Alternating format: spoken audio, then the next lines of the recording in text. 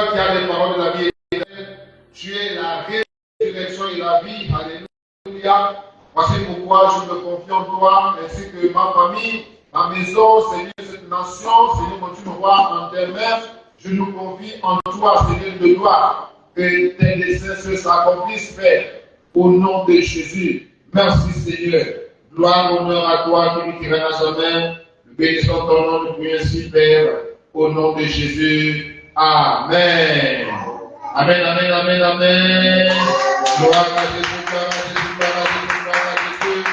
Gloire à Jésus, gloire à Jésus. Nous bénissons le Seigneur. Nous bénissons l'agneau de Dieu. Nous bénissons l'agneau de Dieu. Alléluia. Alléluia. Gloire à Jésus. Maintenant, nous allons écouter le conseil que le Seigneur a pour nous ce matin. Et ce conseil, nous allons le tirer dans le livre des Actes des Apôtres. Alors, le livre des Actes des Apôtres, nous allons lire le livre au chapitre 17. Chapitre 17 des Actes des Apôtres, verset 30. Alors, je vais lire, il est écrit, Dieu, sans tenir compte des temps d'ignorance, annonce maintenant à tous les hommes, en tout lieu, qu'il est à se repentir.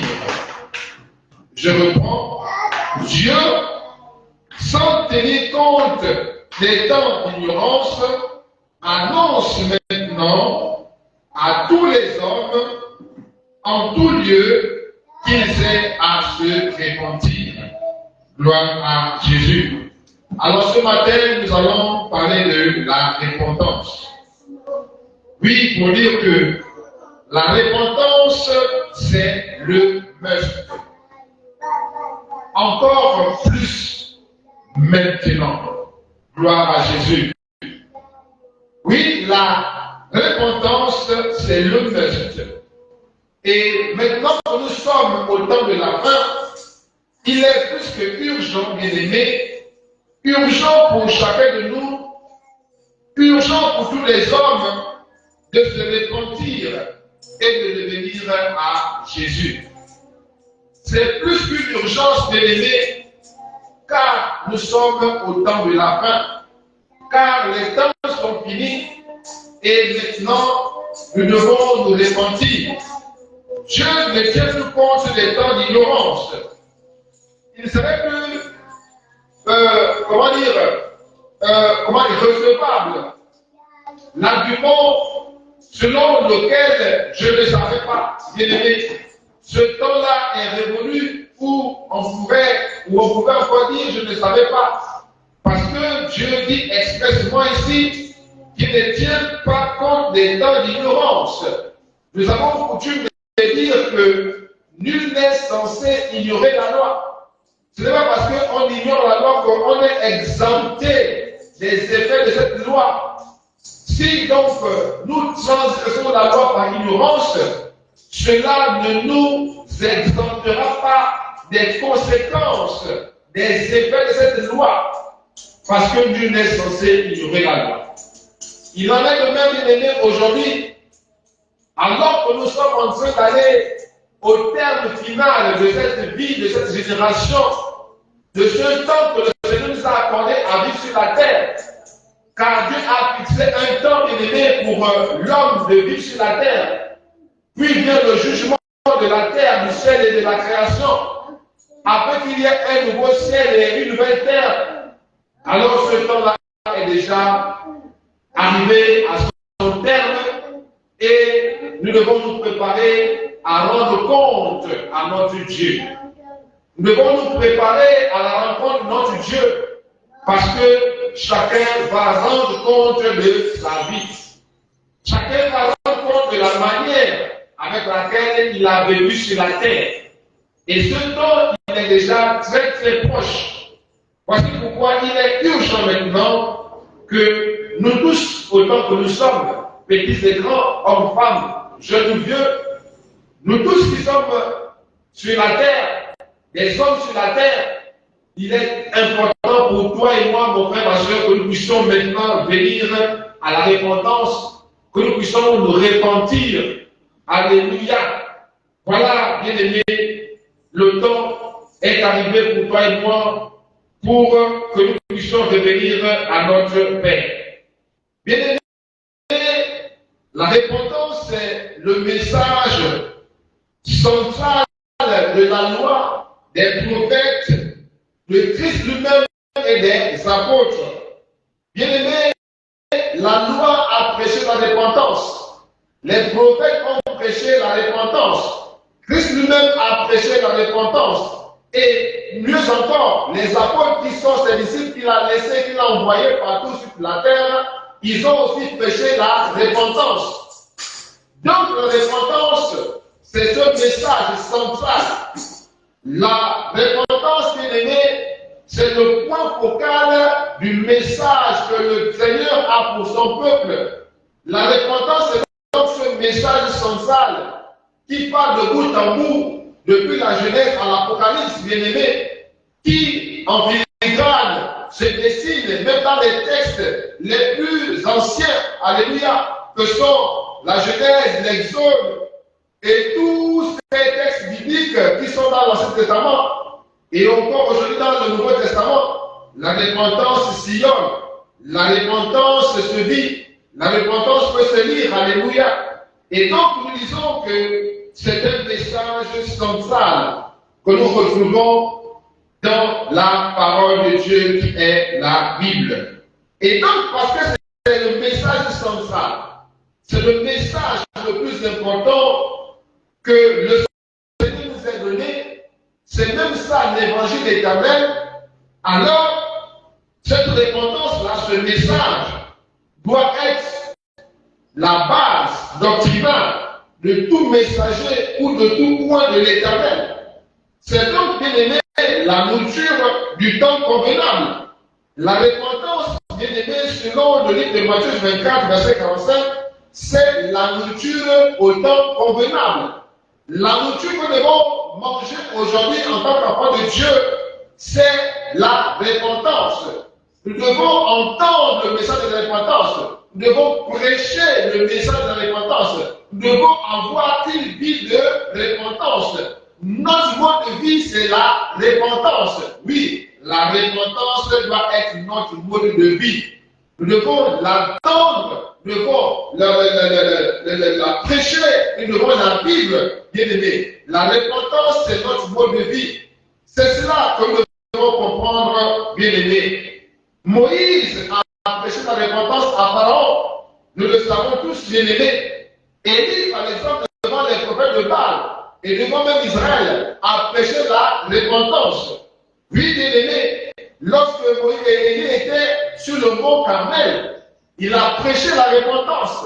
Il a demandé au peuple d'Israël, il a demandé au prophète de Baal de reconnaître qui était le vrai Dieu et de le servir. Oui, souvenez-vous de ce défi sur le mont de Carmel. Jean-Baptiste lui-même, il est venu, celui qui a préparé le chemin à la pierre angulaire qui est Jésus. Lui aussi, son message a été et a toujours été celui de la repentance. Oui, bien aimé, et Jésus même qui est la pierre angulaire, il a prêché la repentance à son peuple pour lequel il était venu. Oui, Jésus a prêché même la repentance. Et les apôtres, bien aimés, aux païens ont prêché la repentance selon le livre de Luc, chapitre 5, verset 32, Matthieu 28, verset 19. Nous voyons, bien aimés, par là que la repentance, effectivement, c'est le message central de la Bible sur le fond d'amour de Dieu pour l'humanité. C'est à cause de son amour, bien aimé, que le Seigneur a placé le message de la repentance au cœur même de son message. Au cœur même de son message pour son peuple, Dieu par amour a donné le message donc de la repentance. Alors que le Seigneur a toujours voulu se réconcilier avec son peuple, alors il a mis la repentance. Voici pourquoi, bien aimé, sans la repentance, nos prédications ne sont que comme des cymbales. Alléluia. Alors, c'est quoi la repentance? La repentance, c'est la tristesse d'avoir offensé Dieu. Je reprends, la repentance, c'est la tristesse d'avoir offensé Dieu. Nous allons lire le livre de Psaume chapitre 51, versets 5 à 6. Il est écrit: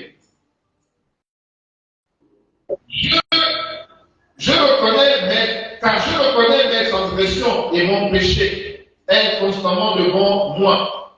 J'ai péché contre toi seul et j'ai fait ce qui est mal à tes yeux, en sorte que tu seras juste dans ta sentence. La repentance, c'est donc la tristesse d'avoir offensé Dieu. Et comme nous venons de le lire, c'est le fait de reconnaître qu'on a péché, qu'on a offensé Dieu et d'en être triste. Non pas de s'en réjouir, non pas d'avoir une attitude de défi devant Dieu. Car nous voyons beaucoup de monde, beaucoup de gens sur la terre défier Dieu, pratiquer des œuvres abominables et défier Dieu, tenir tête à Dieu, se vanter de leurs mauvaises œuvres. Non, bien aimé, ce n'est pas ça la bonne attitude. La bonne attitude, c'est de reconnaître qu'on a offensé Dieu et d'en avoir le cœur attristé, d'en avoir le cœur brisé. Pourquoi? Parce que c'est l'humilité qui précède la gloire. C'est l'humilité qui, donc, nous expose à la miséricorde de Dieu. Mais si nous nous révélons et si nous nous positionnons comme des rebelles ou encore ceux-là qui défient Dieu, alors il n'y aura que ruine et désolation dans notre vie. Voici pourquoi, bien aimé, la repentance suppose une tristesse profonde, parce que ayant reconnu notre péché devant l'Éternel. Et c'est ce que le roi David, bien aimé, a fait ici, lorsque le prophète Nathan est venu lui dévoiler son péché, lorsque David était parti avec la femme d'Uri, lorsqu'il avait tué Uri pour prendre sa femme. Alors, l'Éternel, par la bouche de Nathan, est venu lui faire ce reproche.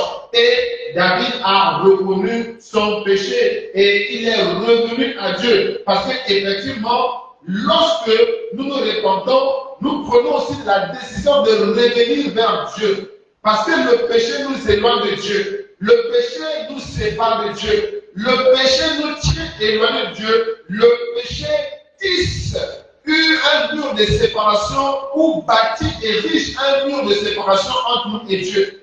Et donc à ce moment-là, lorsque nous nous repentons, alors nous revenons vers Dieu et le mur qui nous séparait tombe et nous nous réconcilions avec le Seigneur. Donc la repentance, c'est cette tristesse qui est en nous, c'est de reconnaître notre péché et d'en être triste. Et surtout de prendre la décision de revenir vers le Seigneur, d'abandonner le péché qui nous avait séparés avec Dieu, d'abandonner la situation qui nous avait séparés avec Dieu et de revenir maintenant vers notre Père Céleste, notre Père qui est Dieu et qui est toujours prompt, bien aimé, à nous ramener donc dans sa maison.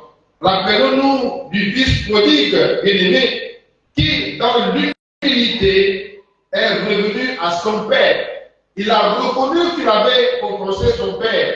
Il a reconnu qu'il avait mal agi. Et alors, au fond de lui, ayant reconnu son tort, ayant reconnu l'offense qu'il avait infligée à son père, il a pris la décision de repartir vers son père. Luc chapitre 15, verset 11 à 32. C'est là un exemple de ce dont nous parlons aujourd'hui. La repentance, c'est la tristesse éprouvée vis-à-vis du péché, vis-à-vis de l'offense que nous avons infligée à notre Père et de revenir, l'attitude du cœur qui consiste à revenir vers notre Père.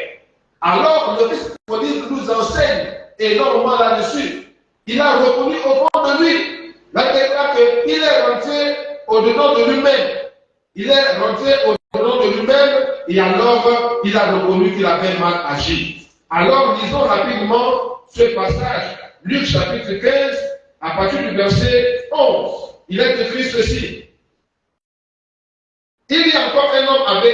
le plus jeune dit à son père, mon père, donne-moi la part de bien qui doit me revenir, et le père leur partagea son bien. Peu de jours après, le plus jeune, ayant tout ramassé, partit pour un pays éloigné où il y sépare son bien et vivant dans la débauche.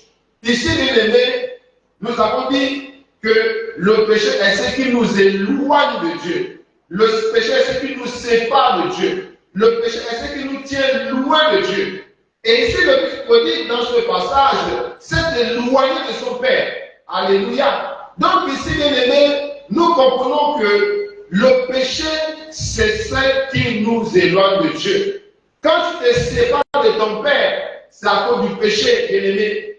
Donc l'histoire de l'enfant prodigue nous enseigne. Mais ce qui est intéressant, c'est son attitude. C'est son attitude, bien aimé. Alors, regardez au verset 16. Non, au verset 17, il est écrit. Étant rentré en lui-même, voyez, ici, il a commencé à réfléchir. Après ce qu'on appelle une introspection, il est rentré dedans de lui-même, il a compris qu'il avait mal agi. Oui, bien aimé, la repentance, c'est lorsque tu comprends que tu as mal agi. La repentance, c'est lorsque tu comprends que ta vie sans Jésus n'est rien et que ta manière de vivre ne plaît pas à Dieu. Si tu n'as pas Jésus en toi, laisse-moi te dire que ta manière de vivre ne peut pas plaire à Dieu. C'est la justice de Dieu en toi, c'est la justice de Jésus en toi qui te donne une vie agréable aux yeux du Seigneur. Mais tant que tu n'as pas Jésus en toi, quelque chose que tu peux faire comme bien autour de toi, cela est une souillure devant le Seigneur. Car il déclare que la justice de l'homme est une souillure devant l'Éternel. C'est comme un chiffon devant l'Éternel. Quel que soit ton décret de justice, quel que soit ton décret de bonté, quel que soit tout ce que tu fais comme bien autour de toi, si cela n'est pas sous le couvert de la justice de Jésus, cela n'est que souillure devant l'Éternel. Parce qu'aucun homme ne peut se sauver lui-même. Aucun homme ne peut se sauver lui-même. Aucune justice humaine ne peut satisfaire les standards de Dieu. Donc, la seule justice qui peut te sauver, c'est la justice de Jésus. Voilà pourquoi il est mort à la croix pour toi. Pour que désormais, ce n'est plus toi qui vis, mais c'est lui qui vit en toi, pour que ta justice soit maintenant sanctifiée et soit maintenant accolée à sa justice, car c'est ainsi que doit s'accomplir toute justice. C'est-à-dire, c'est par sa mort et sa résurrection que la justice de Jésus est dans la justice de Dieu est accomplie. Mais si tu n'as pas Jésus dans ta vie comme ton Seigneur et ton Sauveur, quelque chose que tu peux faire comme œuvre bonne, cela n'est que sur devant l'Éternel. Car tous ont péché et sont privés de la gloire de Dieu. Voici pourquoi, mon frère, tu dois comprendre ce matin que la justice qui sauve, c'est la mort et la résurrection de Christ accomplie à la croix pour toi et moi. Donc, si nous voulons être sauvés, nous devons nous cacher dans la justice de Jésus. C'est la justice de Jésus qui doit en effet nous couvrir. Que lorsque Dieu nous regarde, il ne regarde plus à notre justice à nous, parce qu'en réalité nous n'avons même pas, mais qu'il regarde à la justice de son Fils, mort à la croix pour nos péchés. Car il est écrit que le châtiment qui nous donne la paix est retombé sur lui, qui s'est fait à nous de Dieu à la place. Et il a pris notre place à la croix. C'est nous qui normalement méritions d'être à la croix. C'est nous qui normalement méritions la mort. Car le salut du péché, c'est la mort. Mais il n'a plus vu cela. Il a plutôt vu son amour pour nous. Alors lui-même, il est venu en chair. Dieu, esprit supérieur, esprit éternel, a pris une forme humaine. C'est dans cela qu'il est fils. Il est fils parce qu'il a pris une forme humaine. Alors il a pris une forme humaine et il est venu au milieu des hommes pour sauver les hommes. Donc tu ne peux pas être sauvé en dehors de Jésus. Toi et moi, nous ne pouvons pas être sauvés en dehors de Jésus. Celui qui nous sauve, toi et moi, c'est Jésus. Voilà pourquoi nous devons venir à Jésus. L'agneau qui a été sacrifié pour le pardon des péchés, c'est Jésus. Donc le sang précieux qui peut nous laver, nous purifier de nos péchés, de nos iniquités, de nos impudicités, c'est le sang de l'agneau, c'est-à-dire le sang de Jésus. En dehors de Jésus, il n'y a pas de salut. Donc nous devons comprendre aujourd'hui que si nous voulons être sauvés, nous devons revenir à Jésus par la repentance.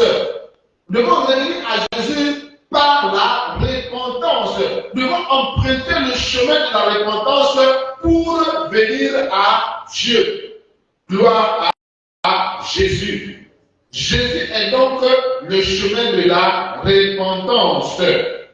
Gloire à Jésus.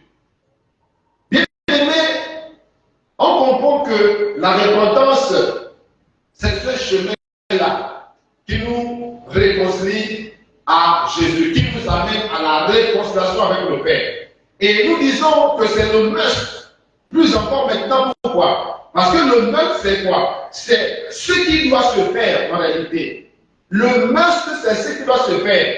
Le must, c'est ce qu'il faut absolument. Le must, c'est ce qui est obligatoire. C'est la condition sine qua non. C'est la condition sans laquelle il n'y a rien.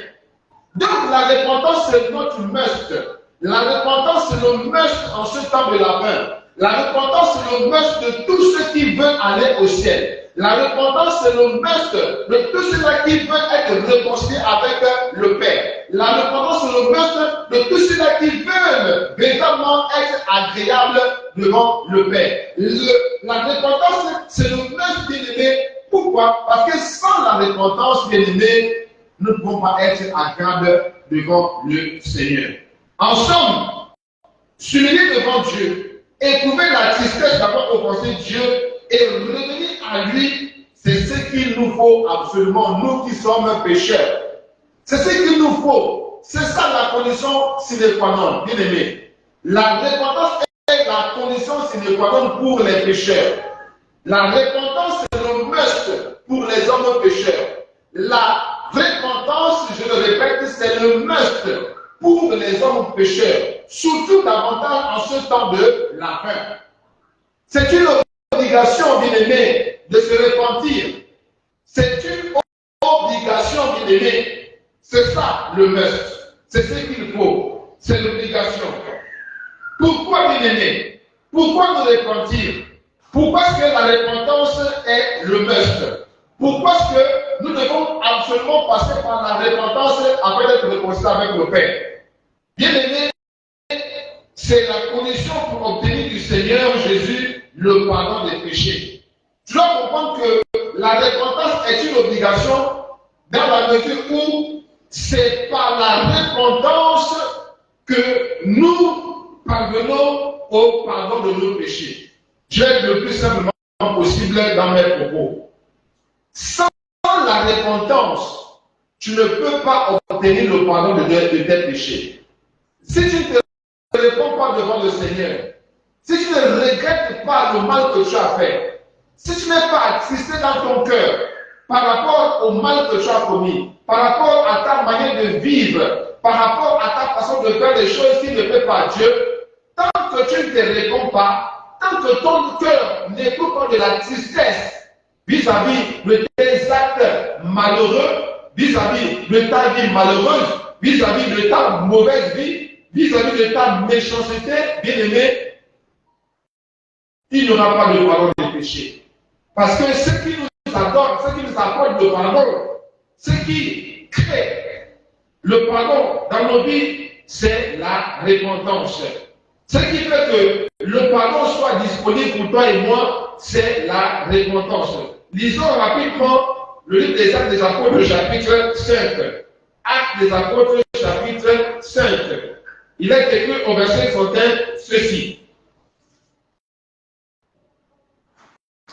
Dieu l'a élevé par sa droite comme prince et sauveur pour donner à Israël la repentance et le pardon des péchés. Ici, il s'agit de Jésus.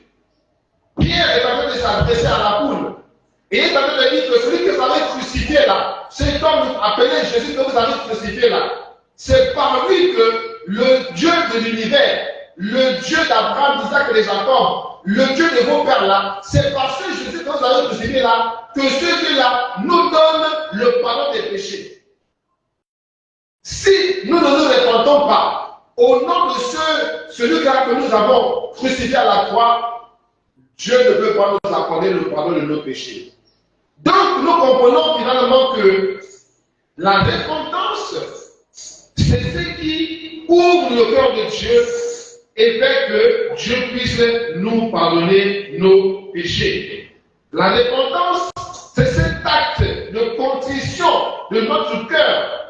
C'est cet acte de brisement de notre cœur devant Dieu. Et qui fait que Dieu puisse maintenant avoir un regard favorable sur nous et exerce alors sur nous sa miséricorde en nous pardonnant nos péchés. Si tu ne te réponds pas de tes péchés, mon frère, ma soeur, sache que tu ne pourras pas recevoir le pardon de tes péchés. On ne peut pas acheter le cœur de Dieu. On ne peut pas corrompre le cœur de Dieu. Non. En faisant du bien à gauche, à droite, beaucoup pensent que Dieu va le recevoir au ciel. Non, non, non, non, non. Ce n'est pas en cherchant à corrompre le cœur de Dieu que tu vas aller au ciel. Une façon, Dieu est incorruptible. Quel que soit le bien que tu peux faire, quel que soit tout ce que tu peux faire, tant que tu ne t'es pas repenti de tes péchés, mon frère, ma soeur, sache que cela est vain. Tout ce que tu fais là est vain. Tu dois savoir que la seule issue pour toi, pour être sauvé, pour être pardonné, pour être réconcilié avec le Seigneur Jésus, ce n'est que la repentance. Pourquoi? Parce que c'est par lui, justement, que nous pouvons être réconciliés avec le Père. C'est lui que Dieu nous a donné pour être sauvés. Donc, c'est par lui que nous pouvons passer pour recevoir le pardon des péchés. Voici pourquoi c'est à Jésus que nous devons demander pardon. Parce que c'est lui qui a donné sa vie à la croix, c'est son sang qui a été versé. Il dit que sans effusion de sang, il n'y a pas de pardon des péchés. Donc, comprenons bien aimé que la repentance, c'est la condition pour obtenir du Seigneur Jésus-Christ le pardon de nos péchés. C'est la repentance. C'est la repentance. En plus, c'est maintenant qu'il faut se repentir, bien aimé. Nous avons compris que la repentance est obligatoire, nécessaire, c'est vraiment urgent, urgent. Et donc, c'est maintenant qu'il faut le faire. Il faut se repentir maintenant. Pourquoi est-ce que tu vas attendre demain? Demain ne t'appartient pas. C'est donc maintenant qu'il faut se repentir. C'est maintenant qu'il faut briser son cœur. C'est maintenant que nous devons briser nos cœurs devant le Seigneur pour qu'il puisse pardonner nos péchés. Pourquoi? Parce que le Seigneur peut revenir à tout moment. Tu ne sais pas à quel moment le Seigneur va revenir. On sait déjà qu'il peut revenir à tout moment. Même maintenant, il peut revenir. Demain, il peut revenir. On ne sait pas à quel moment il peut revenir. Et aussi, même avant que le Seigneur revienne, la mort peut nous toucher. La mort peut nous toucher. La mort peut donc survenir sans avertir. Donc, à cause de cela, mon frère, ma soeur, nous devons nous repentir. Parce que Ecclésiaste chapitre 8, verset 8 dit que nous ne sommes pas maîtres de notre vie. Nous ne sommes pas les maîtres du souffle de vie que nous avons. C'est Dieu qui amène le maître. Et Hébreux 4, verset 7 est encore plus précis. On va lire Hébreux 4, verset 7. On va le lire. Au verset 7, Hébreux 4 dit ceci.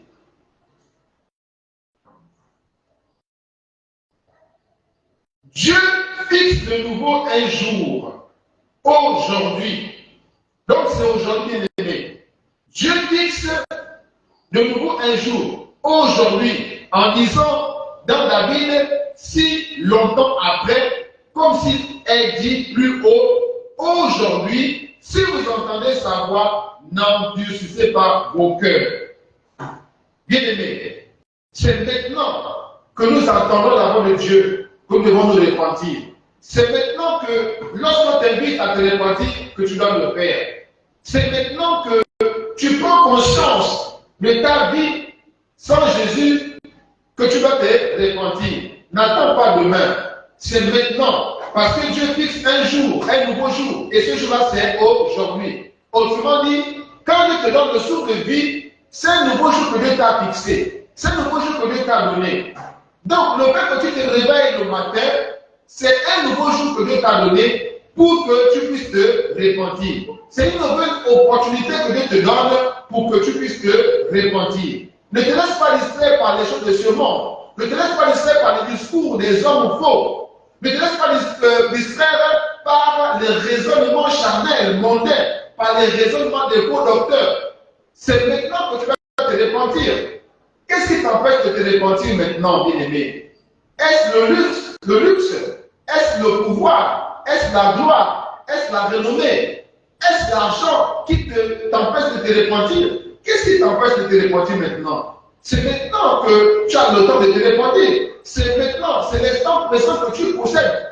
S'il y a quelque chose que tu possèdes plus que tout, c'est l'instant présent. Voilà pourquoi il dit aujourd'hui. Voilà pourquoi il dit c'est maintenant. Pourquoi? C'est parce que c'est maintenant là que tu possèdes. Et donc c'est cette instant-là que tu peux utiliser pour te sauver. Donc mon frère, sache que c'est maintenant qu'il faut se repentir. Parce que le Seigneur peut revenir à tout moment et surtout la mort peut frapper. Autre chose que nous devons comprendre, le pourquoi nous devons se repentir, c'est que la repentance nous prépare et nous rend irrépréhensibles pour l'enlèvement avec le Seigneur. La repentance, en fait, c'est une activité qui nous prépare chaque jour à être enlevé avec le Seigneur. Vous savez, il y a un grand événement que l'Église attend actuellement, et cet événement, c'est l'enlèvement. Et n'y prendront pas que ceux qui sont prêts, que ceux qui sont irrépréhensibles, c'est-à-dire irréprochables devant le Seigneur. C'est ceux-là qui seront enlevés. Et ceux qui vont nous rendre irrépréhensibles devant le Seigneur, ceux qui vont nous rendre vraiment irréprochables devant le Seigneur, ceux qui vont nous rendre prêts à être enlevés, ceux qui vont nous disposer à être enlevés, c'est une vie de repentance, bien aimé. C'est quand tu vis la repentance tous les jours que tu t'apprêtes.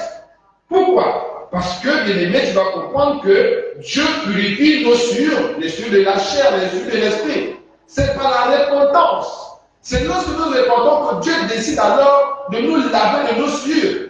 C'est quand nous repentons de nos sueurs là que Dieu décide de nous laver par son sang. Donc, tant que tu ne te réponds pas, le sang de Jésus est inefficace sur ta vie.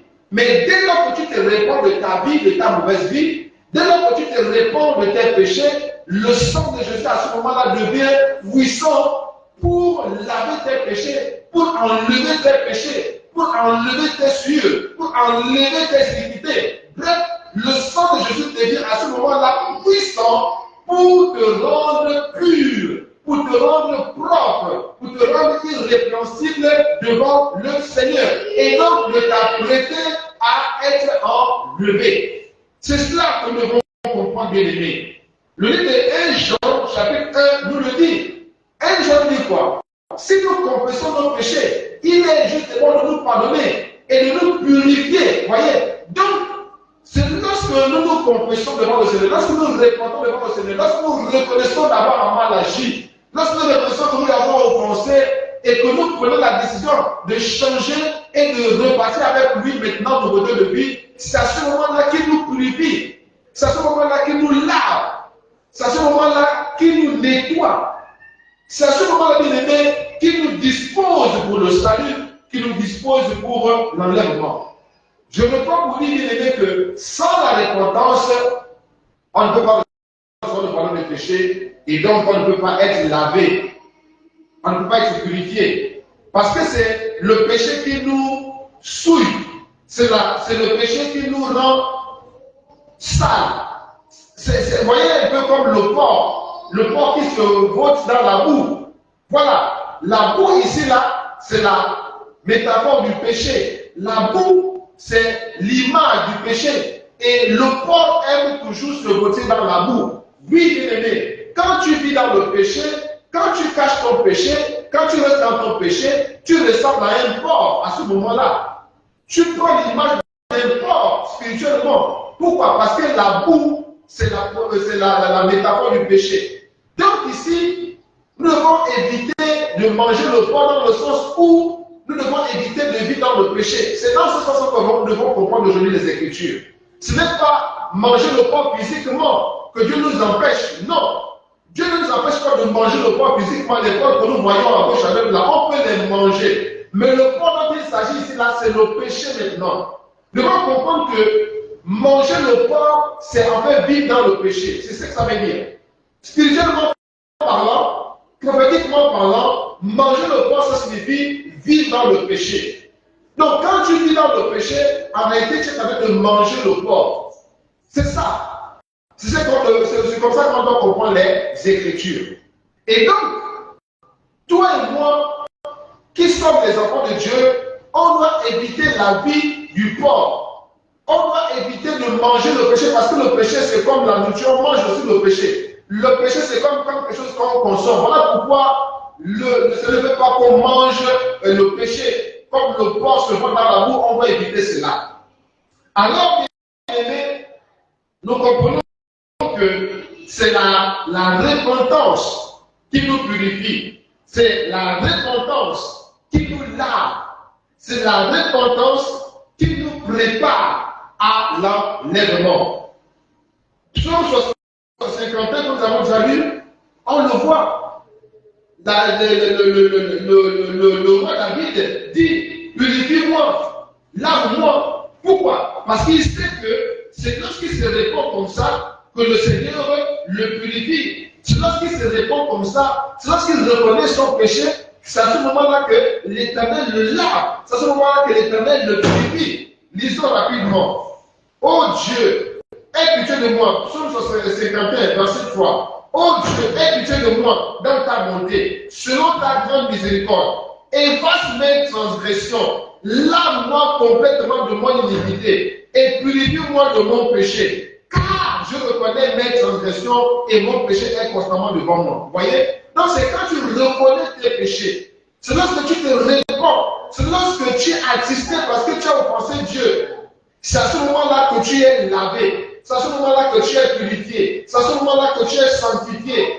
Mais tant que tu ne reconnais pas tes péchés, tant que tu continues toujours à vivre dans tes péchés sans t'en repentir, et tu penses que Dieu est bon, il ne regarde pas aux choses physiques, mais il regarde seulement à ton cœur, tu te trompes, bien-aimé. Tu te trompes. Alors, comprenons que la repentance nous prépare et nous rend irréprochables pour l'enlèvement, parce que c'est par elle que Dieu nous purifie des souillures de la chair et de l'esprit. Alors maintenant, pour terminer, de quoi devons-nous nous repentir? Puisque nous sommes encouragés à nous repentir, mais devons nous repentir de quoi exactement? La parole de Dieu c'est clair. Parce que c'est par la parole de Dieu que nous comprenons la volonté de Dieu. Alors lisons rapidement dans le livre de 1 Pierre. 1 Pierre chapitre 1, verset 18. Il est écrit ceci. Sachant que ce n'est pas des choses périssables par de l'argent ou de l'or que vous avez été rachetés de la vaine manière de vivre que vous avez hérité de vos pères, mais par le sang précieux de Christ, comme des agneaux sans défaut et sans tache, prédestinés avant la fondation du monde et manifestés à la fin des temps à cause de vous, et qui par lui croyait en Dieu, lequel l'a ressuscité des morts et lui a donné la gloire, en sorte que votre foi et votre espérance reposent sur Dieu. Donc, nous devons nous repentir de notre vaine manière de vivre. Parce que c'est à cause de notre vaine manière de vivre que Jésus est mort à la croix. C'est à cause de notre vaine manière de vivre que Jésus est mort à la croix. Et donc c'est de cela que nous devons nous repentir. Nous devons nous repentir de notre vaine manière de vivre. Car Jésus nous a rachetés de cette vaine manière de vivre-là pour que nous puissions hériter du ciel. Donc, nous devons nous repentir de notre vaine manière de vivre. Autrement dit, nous devons changer de vie pour mener la vie qui convient à Dieu. La vaine manière de vivre, c'est quoi? La vaine manière de vivre, c'est notre vie que nous menons nous-mêmes, sans Dieu. Cette vie-là n'aboutira à rien, ce n'est seulement à l'enfer. Voilà pourquoi elle est vaine. Cette vie-là est inutile. Pourquoi? Parce qu'elle ne t'amènera nulle part si nécessairement en enfer avec le diable. À quoi cela sert finalement? Si environ cette vie que tu viens, que tu mènes, ça ne va même pas t'amener au ciel, mais ça va t'amener en enfer. Ça, c'est donc à quoi de vivre cette vie. C'est une vie inutile alors. Alors, on doit donc se ressaisir. Nous devons nous ressaisir pour comprendre que la bonne manière de vivre, c'est une vie qui plaît à Dieu et qui, au finish, va nous amener dans l'éternité auprès de Dieu. Donc, toute vie qui n'est pas centrée sur Christ et qui ne nous amène pas au ciel auprès de Dieu, c'est une vie vaine. C'est une manière vaine de vivre. À quoi ça sert de gagner tout le monde entier s'il faut perdre ton âme? Ça sert à quoi? Voilà une vaine manière de vivre. On gagne beaucoup d'argent, on se fait de l'or, de l'argent à gauche à droite, des richesses innombrables, mais après quand on meurt, on laisse ça encore. On n'amène même pas ça dans notre tombeau. Ça c'est donc à quoi? Gagne de l'argent, fais du bien autour de toi. Au moins, ces œuvres bonnes que tu fais là peuvent t'accompagner comme récompense au ciel. Parce qu'en agissant ici, tu agis selon la volonté de Dieu. Mais tu t'amasses de l'argent, et au finish, quand tu meurs, ce sont d'autres qui profitent maintenant. Et toi-même, tu vas en faire. Ça t'aura servi à quoi finalement? Voilà pourquoi, bien aimé, nous devons nous repentir de cette manière de vivre-là. Une vie sans Dieu est une vie vaine. Une vie loin de Dieu est une vie vaine. Une vie qui est attachée aux choses de la terre, c'est une vie vaine. Une vie où la convoitise du siècle présent, la convoitise du siècle présent, des choses de la terre, des choses de la vie là, c'est une vie vaine. Une vie où la convoitise du siècle présent est vraiment de mise, c'est une vie vaine, inutile, qui n'aboutira à rien si seulement te préparer une place de choix en enfer, dans les temps de feu. À quoi cela sert-il finalement? Donc, bien aimé, 1 Pierre 18 nous dit, nous avons été rachetés de la vaine manière de vivre. Donc, c'est de cette vaine manière de vivre-là dont nous devons nous repentir. Réponds-toi de ta manière vaine de vivre. Change de vie, bien aimé. Arrête de continuer à vivre ton ancienne vie. Arrête de vivre ta vie là depuis ta naissance jusqu'à aujourd'hui. Tu ne fais que vivre la même vie sans Jésus. Change de vie, mon frère, ma soeur. Car c'est une manière vaine de vivre que cette manière de vivre sans Jésus. Cette manière de vivre loin de Jésus là, c'est une manière vaine de vivre. Change-la et adopte la manière que Dieu veut. Adopte la vie que Dieu veut. Celle de la sanctification. Celle de la sanctification du corps, de l'âme et de l'esprit. Celle du dépouillement intérieur et extérieur. Oui, voilà la bonne manière de vivre que toi et moi, nous devons adopter. Voilà la bonne manière de vivre que toi et moi devons adopter. Laissons derrière nous l'ancienne vie, la vie de péché, la vie vaine, qui était basée seulement sur les plaisirs de ce monde. Ça, c'est une vaine manière de vivre. Gardez ses yeux sur les plaisirs de ce monde. Arrêtons cette manière de vivre et adoptons la bonne manière de vivre qui consiste à mettre Dieu au centre de tout. Quoi que nous fassions, que nous mangeons, que nous buvions, faisons tout pour la gloire de Dieu. Voilà la bonne manière de vivre. Nous devons nous repentir des œuvres mortes du vieil homme. Oui, notre vieil homme là nous a poussé à pratiquer des œuvres mortes.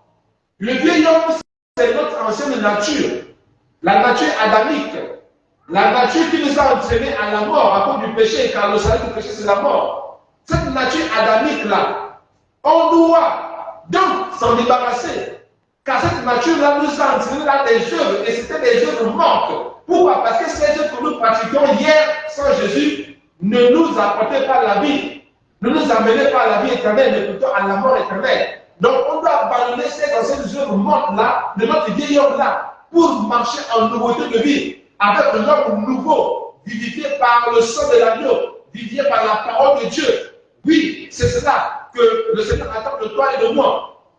Donc, nous devons nous repentir de ces œuvres mortes-là, au nom de Jésus. Parce que, bien aimés, nous devons le savoir, nous sommes des hommes nouveaux. Colossiens chapitre 3, verset 9, il est écrit ceci. Je dis, ne mentez pas les uns aux autres, vous étant dépouillés du vieil homme et de ses œuvres. Donc, on doit se dépouiller du vieil homme et de ses œuvres. On doit se débarrasser du vieil homme et de ses œuvres. On doit se repentir du vieil homme et de ses œuvres. On doit s'en détourner résolument pour marcher en nouveauté de vie avec l'homme nouveau, le Saint-Esprit en nous. Le Saint-Esprit qui nous donne la force. Le Saint-Esprit qui nous donne l'autorité, le pouvoir. Le Saint-Esprit qui nous conduit dans toute la vérité. Car c'est la vérité qui est affranchie. Or, la vérité, c'est Jésus et Jésus est au ciel. Donc, l'homme nouveau en nous, le Saint-Esprit, nous conduira au ciel. Alors, marchons selon l'homme nouveau. Alors, marchons selon le Saint-Esprit bien-aimé. Et c'est ainsi que nous allons donc entrer au ciel. Alors, mon frère, ma soeur, que dire de plus que tu le connais déjà? Car le Seigneur nous aime. Et il veut justement que nous puissions donc vraiment marcher avec lui. Éphésiens 4, verset 22, il est écrit ceci. Si nous commençons au verset 21, on va dire ceci. Si au moins vous l'avez, non, au verset 20.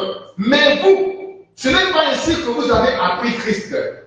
Si du moins vous avez entendu, et si conforme à la vérité qui est en Jésus, c'est en lui que vous avez été instruits à vous dépouiller. Eu égard, verset 22, eu égard à votre vie passée, du vieil homme qui se corrompt par les convoitises trompeuses, à être renouvelé dans l'esprit, votre intelligence, et à revêtir l'homme nouveau, créé selon Dieu dans une justice et une sainteté que produit la vérité. Voilà ce que Dieu attend de toi et de moi. Que nous puissions nous dépouiller du vieil homme. Que nous puissions maintenant marcher, renouveler dans notre esprit et revêtant l'homme nouveau, créé selon Dieu. L'homme nouveau créé selon Dieu, c'est quoi? C'est où c'est qui? C'est le Saint-Esprit. C'est l'Esprit de Christ en nous. Parce que Jésus a été, comment on dit ça, tiré de Dieu. Donc, c'est l'Esprit de Christ. Jésus, c'est l'Esprit de Jésus qui doit maintenant être en nous. Et on doit vivre maintenant selon cet esprit-là. Afin donc de marcher dans la sainteté, dans la justice. Car c'est par la sainteté et la justice. Voilà les marches qui nous amènent au ciel. La sainteté est une marche que nous devons gravir, pour aller au ciel. La vérité est une marche que nous devons gravir pour aller au ciel. La vérité est une marche que nous devons gravir pour aller au ciel. Voilà les fondamentaux, voilà les fondements d'une vie chrétienne qui nous amène au ciel. Mais beaucoup vivent une vie un petit peu chrétienne, mais qui au finish va les amener en enfer avec le diable. Et ce n'est pas cela. Ce n'est pas comme cela que nous avons appris Christ, dit Éphésiens chapitre 4, verset 20. Nous n'avons pas appris Christ comme ça. Christ est la sainteté personnifiée. Et donc nous devons vivre selon l'esprit de Christ. Nous devons vivre comme Christ. C'est cela, bien aimé, que nous devons comprendre. Alléluia. Donc, en somme, bien aimé, en somme, pour terminer, la repentance doit être notre mode de vie, plus que maintenant. Alléluia. La repentance doit être notre mode de vie, aujourd'hui encore plus qu'hier. Maintenant, notre priorité, c'est la vie de repentance. Maintenant où nous sommes, à l'heure actuelle, notre priorité, c'est la vie de repentance. Ce n'est pas facile, bien-aimé, mais avec Dieu, nous arriverons à accomplir vraiment la volonté de Dieu. Voilà pourquoi, bien-aimé, nous devons comprendre que nous sommes appelés pour le ciel. Nous sommes les appelés du ciel et on doit être des élus du ciel. C'est cela le principe. Alors, bien-aimé, comprenons que sans Dieu, nous ne pouvons rien faire. Alors, demandons le secours du Seigneur. Celui qui nous aide chaque jour à marcher selon ses voies. Celui qui nous aide chaque jour. La repentance, c'est une vie quotidienne. La repentance, c'est une vie quotidienne. Ou la repentance, c'est un mode de vie. C'est notre mode de vie. Matthieu chapitre 6, pour terminer, verset 9 à 12, il est écrit ceci. Voici donc comment vous devez prier. Notre Père qui es aux cieux, que ton nom soit sanctifié, que ton règne vienne, que ta volonté soit faite sur la terre comme au ciel. Donne-nous aujourd'hui notre pain quotidien. Verset 12. Verset 12, bien-aimé, pardonne-nous nos offenses, comme nous pardonnons, comme nous aussi nous pardonnons à ceux qui nous ont offensés. Pardonne-nous nos offenses, comme nous aussi nous pardonnons à ceux qui nous ont offensés.